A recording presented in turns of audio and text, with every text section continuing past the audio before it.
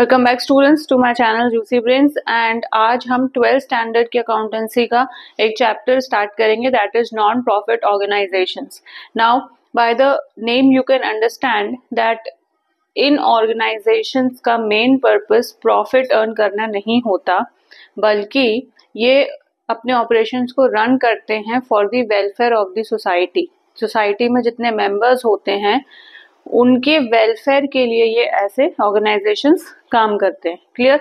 So the main motto of these organisations is not to earn profit but to provide service to the society. Clear?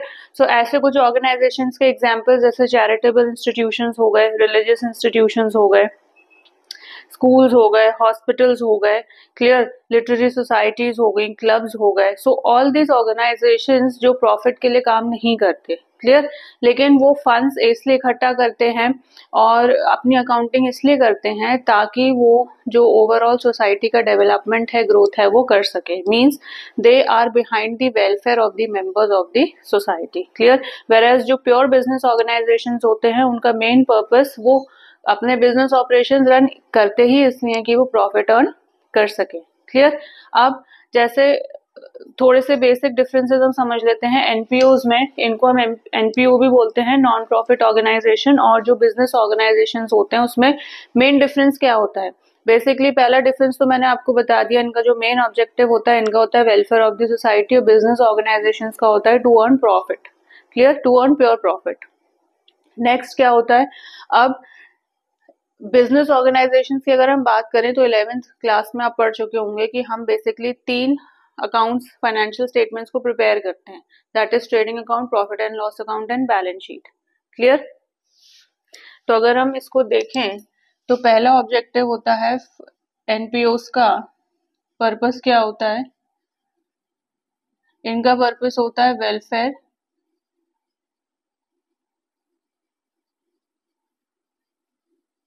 Clear, उनका होता है profit making, to earn profit, इसलिए वो अपनी business activities run करते हैं।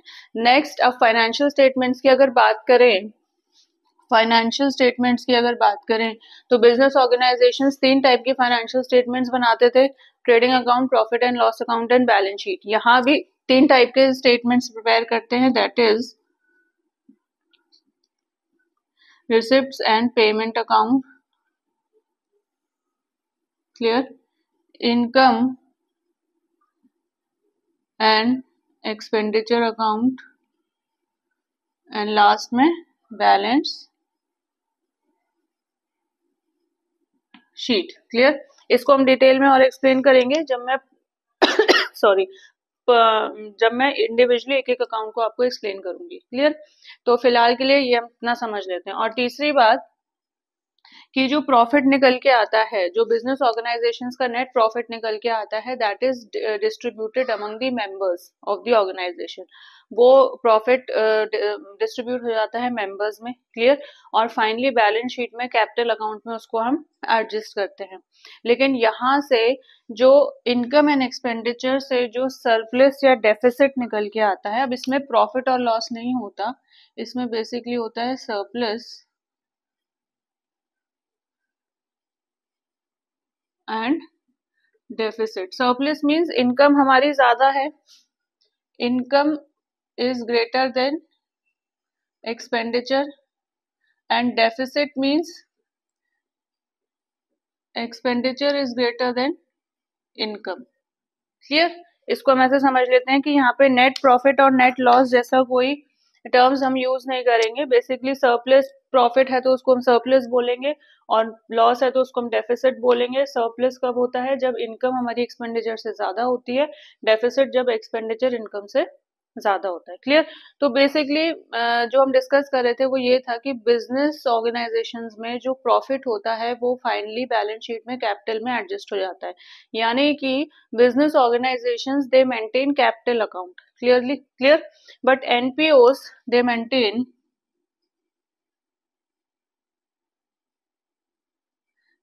Capital fund, ठीक है, इंस्टेड ऑफ कैपिटल अकाउंट। ठीक है, तो ऐसे आपको याद रह जाना चाहिए। मैंने आपको सिंप्लीफाई कर दी ये चीज कि कैपिटल अकाउंट ना होके एनपीओस कैपिटल फंड को क्रिएट करते हैं। कैपिटल फंड होता है जो कि बैलेंस शीट में asset side sorry liability side हम लिखते हैं। क्लियर?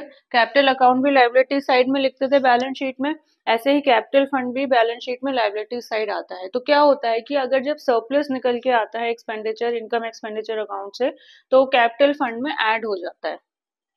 क्लियर? तो और अगर डेफिसिट होता है तो कैपिटल फंड से लेस हो जाता है। मींस जो भी सरप्लस या डेफिसिट निकल के आता है वो कैपिटल फंड में एडजस्ट हो जाता है। So basically the gist of the story is कि वहां पे profit is distributed among the members. Clear? But यहाँ पे it is not distributed among the members, it is adjusted in the capital fund, जो balance sheet में liability side हम लिखते हैं। नाउ कैपिटल फंड क्या होता है ये समझ लेते हैं थोड़ा सा, क्योंकि अभी मैं बैलेंस शीट आपको नहीं समझा रही हूँ। जब बैलेंस शीट हम डिस्कस करेंगे तब कैपिटल फंड के बारे में और पढ़ेंगे। सो कैपिटल फंड बेसिकली क्या है, in one word you can explain कि when assets is more than the liabilities. ठीक है, या asset minus liability, assets minus liabilities होता है कैपिटल फंड। क्लियर? अब थोड़ा सा आपको समझ में आया कि एनपीओज क्या होते हैं और बिजनेस ऑर्गेनाइजेशंस क्या होते हैं और कैसे ये अपने फाइनेंशियल स्टेटमेंट्स को प्रिपेयर करते हैं। सो ये तो था थोड़ा सा कि हमारा टॉपिक की अबाउट एनपीओज, कि अगर आपको एनपीओ के बारे में लिखने को आ गया तो आप ये थोड़ी सी चीजें अपने ओन वर्ड्स में एक्सप्लेन कर सकते हैं। क्लियर? और आखिरी में मैंने बताया कि आखिरी में वहां भी बैलेंस शीट बनती है, यहाँ भी बैलेंस शीट बनती है। क्लियर? तो ये कुछ चीजें हैं, कुछ डिफरेंसेस हैं एनपीओज और बिजनेस प्रॉफिट ऑर्गेनाइजेशंस के। क्लियर? अच्छा, अब नेक्स्ट चीज हम आते हैं, हम ये देखते हैं कि फाइनेंशियल स्टेटमेंट्स। अब अगर हम फाइनेंशियल स्टेटमेंट्स की बात करें, ये तो हमने समझ लिया कि क्या क्या होता है थोड़ा बहुत और क्या क्या चीजें इसमें आती हैं। ओके, अब अगर हम इसकी फाइनेंशियल स्टेटमेंट्स की बात करें,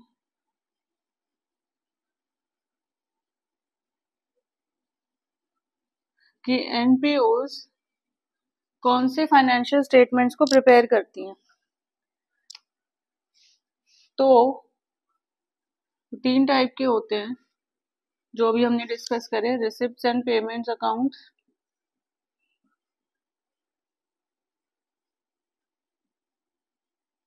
क्लियर? ये हो गई इनकम एंड एक्सपेंडिचर अकाउंट, और ये हो गई बैलेंस शीट। क्लियर? ये आपको क्लियर हो गए? अच्छा, अब हम देख लेते हैं, ये बहुत इंपॉर्टेंट पार्ट है एनपीओ का, कि बेसिकली अकाउंटिंग जो एनपीओ की होती है वो इन्हीं 3 अकाउंट्स के और इन्हीं 3 स्टेटमेंट्स के फॉर्म में होती है। ठीक है, तो हमें ये समझना बहुत जरूरी है कि what is receipts and payments account, इसका क्या नेचर है, क्या फीचर्स हैं, इसका नेचर फीचर क्या है। बैलेंस शीट तो आप सबको थोड़ा सा आइडिया होगा, बिकॉज इन 11th हमने बैलेंस शीट को बहुत अच्छे से कवर किया था। क्लियर? तो पहले हम देख लेते हैं कि रिसिप्ट्स एंड पेमेंट्स के क्या क्या फीचर होते हैं। नाउ बेसिकली इसको हम कंपैरेटिव फॉर्म में पढ़ेंगे। क्लियर? तो पहले अगर हम देखें तो ये होता है रियल अकाउंट, इसका नेचर होता है रियल अकाउंट का, और real account in nature. Clear? तो रियल अकाउंट है तो रियल अकाउंट का रूल लगेगा, debit what comes in, credit what goes out. ठीक है ना? इसका पर्पस होता है टू नो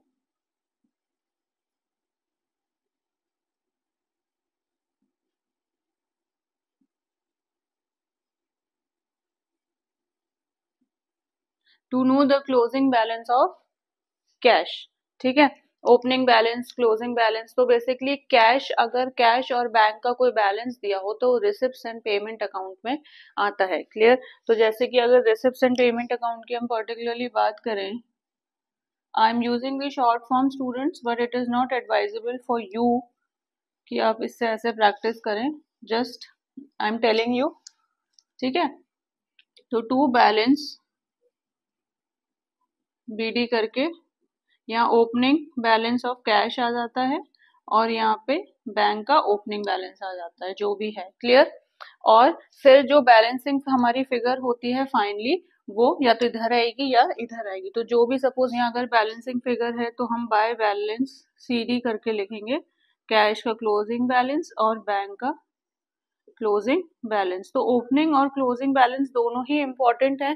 तो इसका पर्पस होता है टू नो द क्लोजिंग और opening balance of cash book. Basically opening balance इसलिए नहीं लिखा मैंने क्योंकि ओपनिंग बैलेंस कैश और बैंक का क्वेश्चन में दिया रहेगा, हमें जो फाइंड करना है वो बैलेंसिंग फिगर के फॉर्म में क्लोजिंग बैलेंस ऑफ कैश और बैंक का आएगा। Clear? So basically receipts and payment account इसलिए ही मेंटेन करते हैं। अब दूसरी इंपॉर्टेंट बात जो हमें ध्यान में रखनी है वो ये है कि it is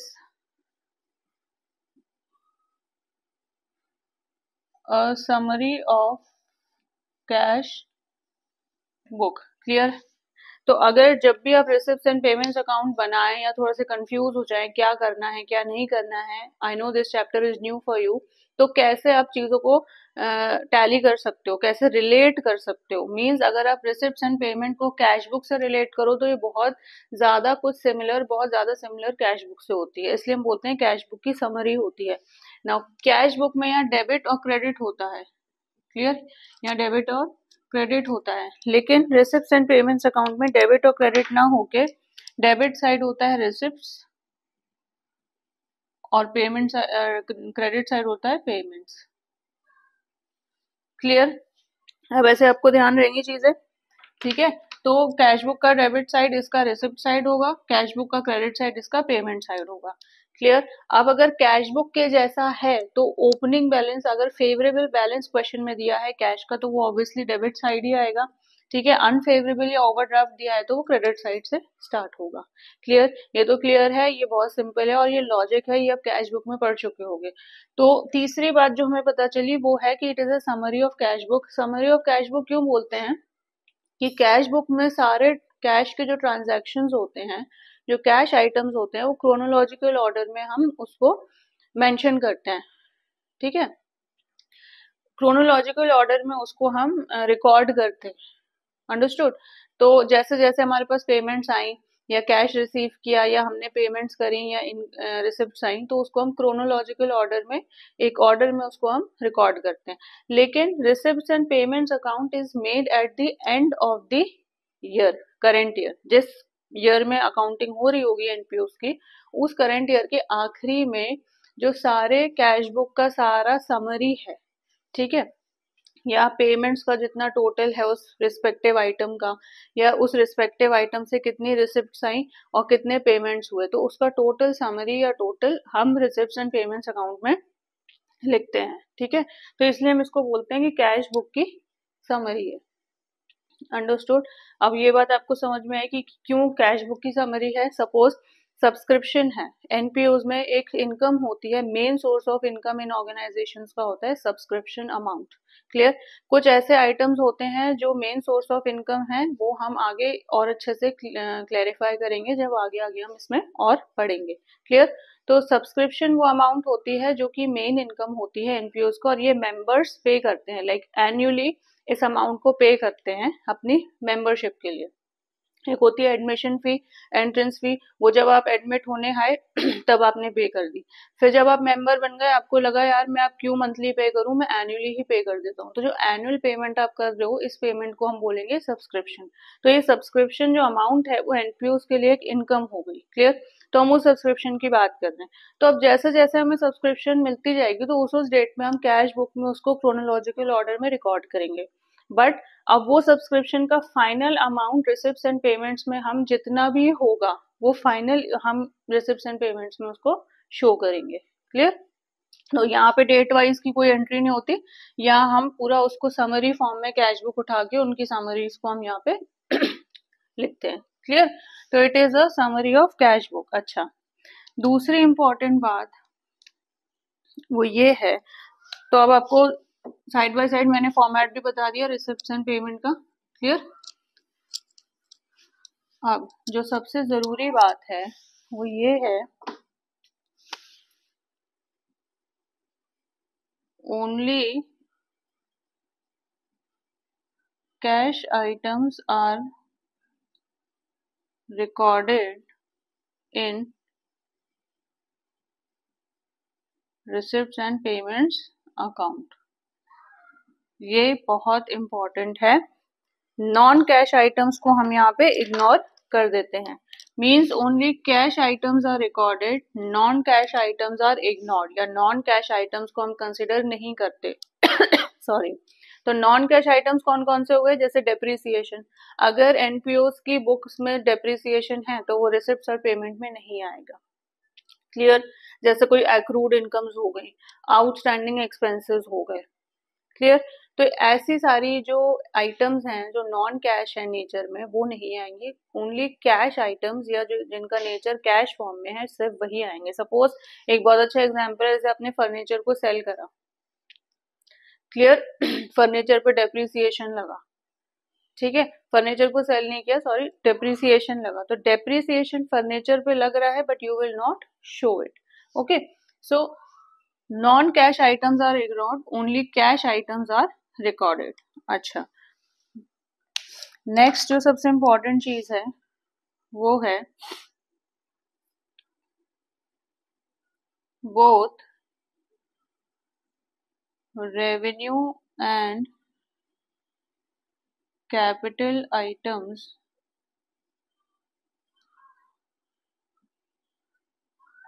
in nature are recorded.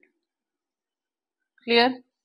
अब आपको पता है, पहले तो आइटम्स कैश के फॉर्म में होनी चाहिए, कैश आइटम्स रिकॉर्ड होनी चाहिए. फिर वो आइटम्स चाहे रेवेन्यू नेचर की हो चाहे कैपिटल नेचर की हो, दोनों ही आइटम्स को हम, दोनों ही नेचर के आइटम्स को हम रिकॉर्ड कर सकते हैं. मींस यहाँ पे कोई बाइफर्केशन नहीं है, चाहे वो कैपिटल नेचर की हो चाहे वो रेवेन्यू नेचर की हो, दोनों आप रिकॉर्ड कर सकते हैं. क्लियर? ये समझ में आ गया? ये ऐसे पॉइंट्स हैं जो आपको रिसिप्ट एंड पेमेंट अकाउंट और इनकम एंड एक्सपेंडिचर में बाइफोकेट करना होगा और जो कि इंपॉर्टेंट होंगे. Clear? And most probably the last one is cash items होने चाहिए, फिर वो रेवेन्यू हो चाहे कैपिटल हो, दोनों ही रिकॉर्ड होते हैं. And items relating to current year और प्रीवियस ईयर और next year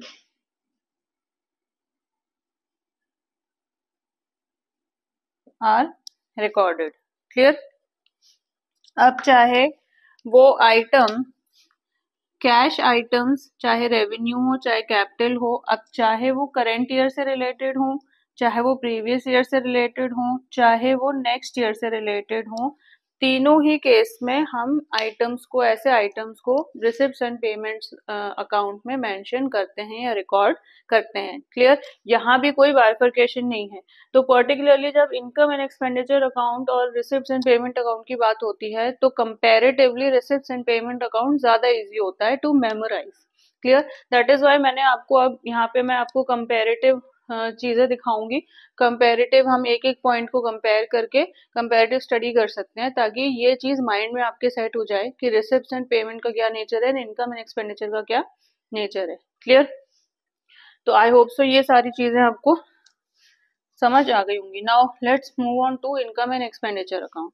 now income and expenditure account is more likely or it's more or less the same like trading and profit and loss account. अब profit and loss account जैसे देखो क्या होता है. अब जैसे हम यहाँ पे सिर्फ इनकम, यहाँ पे हम इनकम एंड एक्सपेंडिचर अकाउंट की बात करते हैं. क्लियर? तो प्रॉफिट एंड लॉस में क्या था, यहाँ डेबिट था एंड यहाँ क्रेडिट था. क्लियर? सो डेबिट में सारे एक्सपेंसेस आ जाते थे एंड क्रेडिट में सारे इनकम आते थे. क्यों? क्योंकि नॉमिनल नेचर का है. अब अगर इसको हम नेचर की बात करें, so this is nominal accountant nature, means debit all expenses and losses, credit all incomes and gains. तो ये आपको प्रॉफिट एंड लॉस अकाउंट का ध्यान दिलाता होगा कि उसमें भी हम डेबिट साइड एक्सपेंसेस लिखते थे, क्रेडिट साइड सारे इनकम्स लिखते थे। क्लियर? तो यहाँ पे भी अगर हम इसकी बात करें इनकम एंड एक्सपेंडिचर की, तो इसमें डेबिट क्रेडिट नहीं होता है, यहाँ पे होता है एक्सपेंडिचर और यहाँ पे होती हैं सारी इनकम्स। क्लियर? तो ये कुछ इस तरीके से होता है। तो instead of debit and credit we will write expenditure and income. Receipt account में भी डेबिट और क्रेडिट ना लिख के हम रिसिप्ट और पेमेंट लिखते थे। क्लियर? This is clear? तो ऐसा कुछ इनकम एंड एक्सपेंडिचर का फॉर्मेट होता है। अच्छा, next important thing is to remember. अब अगर मैंने आपको प्रीवियसली बताया, अगर इनकम साइड हमारी बड़ी होती है, ठीक है, तो हम लिखते हैं सरप्लस टू सरप्लस। अब ये सरप्लस अमाउंट क्या होता है, ये जाता है कैपिटल फंड में और ये ऐड हो जाता है। सपोज कैपिटल फंड यहाँ हमारा बैलेंस शीट में है, तो हम इसमें प्लस सरप्लस कर देंगे। क्लियर? बैलेंस शीट में लायबिलिटीज साइड मैंने आपको इनिशियली बताया कि कैपिटल फंड क्या होता है, या आई होप सो कि आपके ये माइंड में क्लियर हो गया होगा। ठीक है ना? और अगर एक्सपेंडिचर साइड बड़ा हो गया इनकम से, तो वो हो गया बाय डेफिसिट। अब डेफिसिट भी, अगर डेफिसिट है तो वो डेफिसिट कैपिटल फंड से लेस हो जाएगा। Clear? Is it clear? So surplus को हम, अगर हम प्रॉफिट एंड लॉस के टर्म्स में बात करें, तो ये हमारा प्रॉफिट है और ये डेफिसिट हमारा लॉस है। क्लियर? ये बिल्कुल ही प्रॉफिट एंड लॉस जैसा है स्टूडेंट्स, इसमें कुछ कंफ्यूज होने वाली बात नहीं है। फॉर्मेट बिल्कुल वैसे ही है। प्रॉफिट का भी हम रिकॉर्डिंग वैसे ही करेंगे, लॉस की भी बस नाम चेंज हो गए हैं, सरप्लस हो गया है, डेफिसिट हो गया है। क्लियर? अच्छा, next important thing is now you know the format of capital and expenditure account also. अब दूसरी इंपॉर्टेंट चीज, हमने नेचर की बात कर ली, नेचर को कंपेयर कर लिया, ये रियल अकाउंट है, ये नॉमिनल अकाउंट है, नेचर है। यहाँ पे इसका पर्पस था टू नो द क्लोजिंग और opening balance of the cash. Clear? यहाँ पे इसका पर्पस है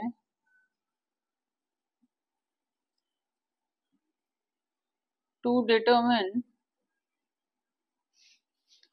सरप्लस अमाउंट और डेफिसिट अमाउंट। क्यों इनकम एंड एक्सपेंडिचर इसलिए बनाते हैं, ताकि हमें ये तो पता चले कि हमारे पास इनकम ज्यादा है, एक्सपेंडिचर ज्यादा है। भाई अगर इनकम ज्यादा होगी एक्सपेंडिचर से, तभी ऐसे एनपीओज अपने ऑपरेशंस को फर्दर कैरी ऑन कर सकते हैं। मीन्स अगर उनका aim welfare of the society है, तो उसके लिए भी they need the money, they need the cash. Clear? तो कैश उनके पास है, लेकिन कैश अगर डेफिसिट में है, तो obviously they can't carry on with their business activities. Clear? तो अगर उनके पास सरप्लस होगा, उनकी इनकम ज्यादा होगी एक्सपेंडिचर से, तभी वो अपनी आगे एक्टिविटीज को कैरी ऑन कर सकते हैं। Okay, so just to know at the end of the year कि whether income is greater than expenditure or not, income and expenditure account is prepared. And secondly, for further accounting also कोई balance sheet भी बनानी है, तो balance sheet कहीं ना कहीं उनके फाइनेंशियल पोजीशन को भी डिटरमिन करती है या शो करती है। तो वो बैलेंस शीट बनाने के लिए भी तो जरूरी है कि जो कैपिटल फंड हम आखिरी में बैलेंस शीट में दिखाते हैं, तो उसमें हम सरप्लस या डेफिसिट ऐड या सब्ट्रैक्ट करते हैं। अगर हमने ये अकाउंट नहीं बनाया, तो ना सरप्लस पता चलेगा ना डेफिसिट, एंड हमारे अकाउंटिंग स्टेटमेंट्स भी अधूरे रह जाएंगे। क्लियर? Is this clear? अच्छा, अब क्या करते हैं, यहाँ तो हमने बोला it is summary of cash book, यहाँ हम लिख सकते हैं it is similar to profit and loss account. मैंने आपको अभी बता दिया कैसे, और आपने इसका फॉर्मेट भी देख लिया। So you are familiar now with the format of receipts and payment account and income and expenditure account. दूसरा, ये तीन सबसे इंपॉर्टेंट पॉइंट्स हैं, ऐसे ही ये तीन इंपॉर्टेंट पॉइंट्स अब इसमें भी आएंगे। ठीक है? Only cash items are recorded, non cash items are ignored in receipts and payment account. इसमें है both cash as well as non cash items are included. Clear? तो यहाँ पे आपको थोड़ा सा समझने, ध्यान रखने वाली बात ये है कि थोड़ा ध्यान रखना पड़ेगा कि यहाँ पे तो सिर्फ कैश आइटम्स हैं, बट यहाँ पे दे आर सेइंग कि कैश आइटम्स भी हो सकते हैं और नॉन कैश आइटम्स भी हो सकते हैं। क्लियर? अच्छा, दूसरी बात क्या है, बोथ इसमें था both revenue and capital items in nature are recorded. Income and expenditure में only revenue items in nature are recorded and this is very important. ऐसा नहीं है कि यहाँ पे भी दोनों ले लो, यहाँ पे भी दोनों ले लो, ऐसा नहीं होता है। क्लियर? तो यहाँ बिल्कुल ध्यान रखना पड़ेगा कि इनकम एंड एक्सपेंडिचर की बात हो रही है तो सिर्फ और सिर्फ रेवेन्यू आइटम्स ही कंसिडर करेंगे। नाउ सब्सक्रिप्शन की बात हो रही थी, सब्सक्रिप्शन मेन सोर्स होता है ऑफ इनकम फॉर एनपीओस। अब सब्सक्रिप्शन का नेचर होता है revenue in nature until and unless question में दिया है। अगर क्वेश्चन में स्पेसिफिकली दिया है कि सब्सक्रिप्शन कैपिटल इनकम है तो हम उसे as a capital item consider करेंगे। अदरवाइज नहीं दिया है तो in most of the cases and in general cases subscription को हम रेवेन्यू इनकम ही कंसिडर करते हैं। तो रेवेन्यू इस नेचर की है सब्सक्रिप्शन, तो सब्सक्रिप्शन हमेशा ही इनकम साइड आएगी या क्रेडिट साइड आएगी इनकम एंड एक्सपेंडिचर के। क्लियर? बाकी जितने भी कैपिटल आइटम होते हैं, चाहे वो कैपिटल इनकम हो चाहे वो कैपिटल एक्सपेंडिचर हो, वो सारी चीजें जाती हैं बैलेंस शीट में। क्लियर? अगर कैपिटल इनकम होगी तो बैलेंस शीट में लायबिलिटी साइड उसे हम रिकॉर्ड करेंगे। सो कैपिटल इनकम्स कौन कौन सी हो गई, जैसे कि लाइफ मेंबरशिप फीस हो गई, कभी कभी एंट्रेंस फीस भी होती है। ठीक है, सो लाइफ मेंबरशिप फीस हो गई, लेगेसीज हो गई, स्पेसिफिक डोनेशंस हो गए, ये सारी चीजों को हम कैपिटल नेचर के हैं इसलिए बैलेंस शीट में लायबिलिटी साइड रिकॉर्ड करते हैं। देखो बहुत अच्छे से समझ लो ये दो बातें कि एनपीओस की जितनी भी इनकम होती हैं या तो वो रेवेन्यू नेचर की होंगी या वो कैपिटल नेचर की होंगी। रेवेन्यू नेचर की हैं तो इनकम एंड एक्सपेंडिचर साइड में क्रेडिट साइड रिकॉर्ड हो गई, इनकम साइड, ठीक है, या क्रेडिट साइड बोल लो उसे। और अगर कैपिटल नेचर की है तो क्या होगा, तो फिर वो जाएंगी बैलेंस शीट में लायबिलिटी साइड। मींस इनकम तो है लेकिन कैपिटल नेचर की है इसलिए वो लायबिलिटी हो गई ऐसे ऑर्गेनाइजेशंस की। क्लियर? तो वो जाएंगे लायबिलिटी साइड। अब क्लियर हो गया? सो हमें ये ध्यान में रखना है कि जो भी आइटम हम पढ़ रहे हैं बड़े ध्यान से कि वो रेवेन्यू नेचर का है या कैपिटल नेचर का है। अगर रेवेन्यू नेचर का है, चाहे वो एक्सपेंडिचर हो चाहे वो इनकम हो, वो जाएगा इनकम एक्सपेंडिचर अकाउंट में। अगर कैपिटल नेचर का होगा तो वो बैलेंस शीट में चला जाएगा। क्लियर? अच्छा, एंड लास्टली क्या है, items relating to current year और प्रीवियस ईयर और नेक्स्ट ईयर आर रिकॉर्डेड। ठीक है, इसमें है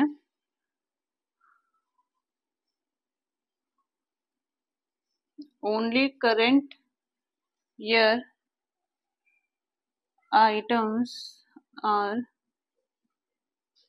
recorded, यानी कि आइटम्स जो करंट ईयर को बिलोंग कर रहे हैं सिर्फ वही आइटम्स को हम रिकॉर्ड करेंगे। जिस ईयर की भी अकाउंटिंग हो रही होगी उस ईयर के करंट ईयर के जितने भी आइटम्स हैं उन्हीं को हम इनकम एंड एक्सपेंडिचर अकाउंट में रिकॉर्ड करेंगे। फिर वो रेवेन्यू नेचर के होने चाहिए, फिर वो चाहे भले ही कैश हो या नॉन कैश हो। तो ऐसे आपको बाइफरकेट करना है। Clear? Basically receipts and payments account question में दिया होगा इसलिए इसकी ज्यादा टेंशन लेने की जरूरत नहीं है, but you should know the nature and features behind it. यहाँ पे you have to prepare the income and expenditure account, उससे सरप्लस डेफिसिट पता चलेगा और फिर हमें फाइनली बैलेंस शीट भी बनानी होगी। क्लियर? तो ये सारी चीजें पता होनी चाहिए कि करंट ईयर को बिलोंग करेगा वो आइटम, रेवेन्यू नेचर का होना चाहिए, और चाहे फिर वो कैश हो या नॉन कैश हो, it doesn't hardly matter. Clear? तो आपको ये थोड़ा सा जिस्ट समझ में आया कि एनपीओ के फाइनेंशियल स्टेटमेंट्स किस तरीके के होते हैं, कौन कौन से होते हैं और हम उन्हें कैसे प्रिपेयर करते हैं, what are the features and characteristics behind it. ये बाय हार्ट याद कर लेना, ठीक है, और ये बिल्कुल क्लियर होना चाहिए इसके फीचर्स, तभी हम आगे इसके प्रैक्टिकल्स को सॉल्व कर सकते हैं, अदरवाइज ये चैप्टर टफ होने वाला है। ठीक है ना? अगर हर चीज को, हर चैप्टर को आप इंटरेस्टिंग तरीके से समझोगे, उसका लॉजिक समझोगे, उसको रिवाइज करते रहोगे, again revision is the key, तो कोई चैप्टर अकाउंट्स में टफ नहीं है, all chapters are very interesting. Okay, so I suppose ये तो मैंने आपको इसका सारा कुछ बता दिया। अब शायद इसमें कुछ रह रहा हो, कुछ रह भी रहा होगा तो हम इन द अपकमिंग लेक्चर्स इसको और कवर कर लेंगे, ठीक है। अदरवाइज ओनली हमारी अब बैलेंस शीट रह रही है, so balance sheet is also important. अब हम बैलेंस शीट पे आते हैं। सो बेसिकली बैलेंस शीट में बहुत ज्यादा आइटम्स हमें ध्यान नहीं रखना है, बहुत सारी चीजों का, दो चीजों का हमें स्पेसिफिकली ध्यान रखना है। वो है, इसमें दो तरीके की बैलेंस शीट बनती है, एक तो होगी ओपनिंग बैलेंस शीट और एक होगी क्लोजिंग बैलेंस शीट, ठीक है। एक होगी ओपनिंग बैलेंस शीट और दूसरी होती है closing balance sheet. Final accounts में सिर्फ और सिर्फ क्लोजिंग बैलेंस शीट बनती थी, एक ही बैलेंस शीट बनती थी। यहाँ पे दो हो सकती हैं, बट इसमें ज्यादातर बहुत ज्यादा आइटम्स हमें इंक्लूड नहीं करने होते, so you can remember this on the tips of your fingers also. अच्छा, ओपनिंग बैलेंस शीट क्या होती है? ओपनिंग बैलेंस शीट होती है प्रीवियस ईयर की बैलेंस शीट, यानी कि अगर कोई क्वेश्चन है और क्वेश्चन में हम 31 दिसंबर 2013 की अकाउंटिंग कर रहे हैं, क्लियर, तो जो क्लोजिंग बैलेंस शीट होगी वो तो होगी 31 दिसंबर की 2013, यानी कि करंट ईयर के एंड में जो बैलेंस शीट बनेगी वो होगी closing balance sheet. Opening balance sheet होगी प्रीवियस ईयर की बैलेंस शीट, तो प्रीवियस ईयर की बैलेंस शीट होगी 31 दिसंबर 2012। तो कुछ ऐसे आइटम्स क्वेश्चन में दिए होंगे जो 2012 को बिलोंग कर रहे होंगे, कुछ ऐसे दिए होंगे जो 2013 को बिलोंग कर रहे होंगे।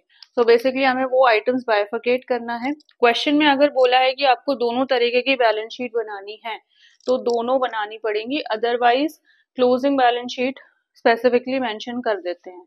और जनरली एनपीओ के क्वेश्चन में दोनों ही बैलेंस शीट बनानी होती है, मीन्स ओपनिंग भी, क्योंकि दोनों के ही आइटम्स क्वेश्चन में दिए होते हैं, लाइक 12 के आइटम्स भी दिए होंगे, 13 के आइटम्स भी दिए होंगे, तो हमें उसको बाइफरकेट करना होगा, कंपेयर करना होगा, and accordingly we will prepare the balance sheet. अब बैलेंस शीट में एसेट साइड्स कुछ लिमिटेड आइटम्स आते हैं, ये आपको ध्यान रखना है। बेसिकली कुछ इन्वेस्टमेंट अगर हमने किया होगा, ऑर्गेनाइजेशन ने किया होगा, तो वो इन्वेस्टमेंट्स आप एसेट साइड रिकॉर्ड करोगे। देन एक्रूड इनकम्स को एसेट साइड रिकॉर्ड करोगे, प्रीपेड एक्सपेंसेस को एसेट साइड रिकॉर्ड करोगे। सो अगर हम सिर्फ और सिर्फ एसेट साइड की बात करें तो there are not much of the items you have to remember. कुछ इन्वेस्टमेंट्स होंगे, clear, then prepaid expenses, accrued income, clear. और अगर हम लाइबिलिटीज की बात करें, लाइबिलिटीज की बात करते हैं तो आती हैं आउटस्टैंडिंग एक्सपेंसेस, अनअर्न्ड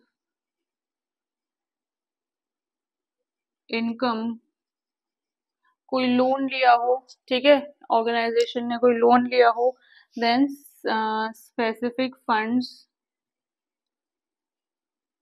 क्योंकि स्पेसिफिक फंड्स कैपिटल नेचर के होते हैं। अब दो तरीके के फंड्स होते हैं एनपीओस में, जनरल फंड्स और स्पेसिफिक फंड्स, वो हम इन दी अपकमिंग लेक्चर उसको और अच्छे से एक्सप्लेन करेंगे, तो वहां पे ये वर्ड आएगा स्पेसिफिक फंड्स। तो स्पेसिफिक फंड्स क्या होता है, इनकम होती है लेकिन कैपिटल नेचर की होती है। तो कैपिटल नेचर की मैंने बताया इनकम होगी तो एक तो लाइबिलिटी साइड आ जाएगी, और दूसरी तरफ इनकम एंड एक्सपेंडिचर के credit side, sorry, revenue nature की होगी तो वो इनकम एंड एक्सपेंडिचर में आएगी, कैपिटल नेचर की होगी तो वो लाइबिलिटीज में, बैलेंस शीट में लाइबिलिटी साइड हम शो करेंगे, क्लियर। अच्छा,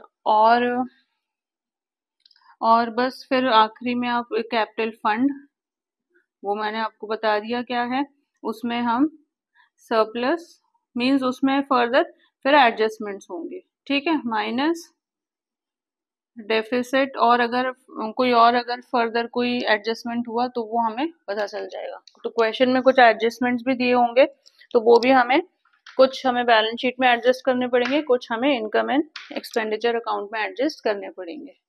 क्लियर। तो बैलेंस शीट में ऐसा कुछ बहुत ज्यादा नहीं है कि you have to keep in mind, you just have to bifurcate the items की प्रीवियस ईयर के कौन से हैं, करंट ईयर के कौन से हैं, कुछ थोड़े एसेट्स होंगे एंड कुछ लायबिलिटीज होंगी। बेसिकली इम्पॉर्टेंट ये दोनों चीजें हैं जो आपको ध्यान में रखनी है। सारी अकाउंटिंग अब इसके बेसिस पे ही आगे होगी। सो आज के लेक्चर में हमने कवर कर लिया एनपीओज क्या होते हैं, हमने थोड़ा बहुत देख लिया कि क्या क्या क्या कुछ कुछ डिफरेंसेस होते हैं means between NPOs and profit making organisations, between receipts and payments account and cash book, and between income and expenditure account and profit and loss account. Clear. और हमने हर अकाउंट के हर स्टेटमेंट के रिस्पेक्टिव फीचर्स भी discuss कर लिए। सो I hope so students आपको ये टॉपिक समझ में आया होगा, और अगर इस लेक्चर में कोई डाउट है पर्टिकुलरली तो प्लीज इसे मेंशन करना and I will try my best to solve your doubts also. See you in the next lecture. So students, अगर आपको मेरा ये लेक्चर अच्छा लगा हो तो प्लीज़ इसे लाइक करें, इसे शेयर करें and do subscribe to my channel. See you in the next lecture.